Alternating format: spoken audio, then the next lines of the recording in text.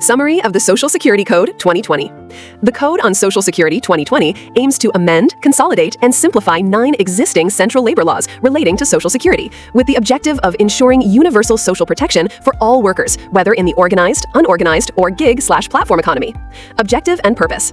The Code seeks to provide Social Security to all employees and workers, covering contingencies like maternity, sickness, disability, employment injury, unemployment, old age, and death. It extends coverage to new categories such as gig workers, platform workers, and self-employed persons. Wage definition. Wages include all remuneration expressed in monetary terms, but exclude bonus, house rent allowance, conveyance, and commissions exceeding 50% of total remuneration. The definition is uniform across schemes to avoid disputes. Applicability and coverage. EPF, mandatory for establishments with 20 or more employees. ESIC, applicable to establishments with 10 or more persons, excluding seasonal factories. Gratuity and maternity benefits, applicable to establishments with 10 or more employees. Building and construction workers, all establishments in that sector. Unorganized workers, gig and platform workers, covered through separate provisions and boards. Key definitions. Employee, any person employed for wages, excluding apprentices under the Apprentices Act. Gig worker, a person earning income outside of traditional employer-employee relationships. Platform worker, a gig worker associated with an online platform. Unorganized worker, includes home-based, self-employed, and wage workers in the unorganized sector. Social Security schemes. Provident fund, pension fund, employees' state insurance, gratuity, maternity benefits, employee compensation, cess for construction workers, schemes for unorganized, gig, and platform workers. Each scheme has a dedicated chapter with thresholds and compliance requirements. Employer obligations and compliance. Registration on Shram Suvita portal is mandatory.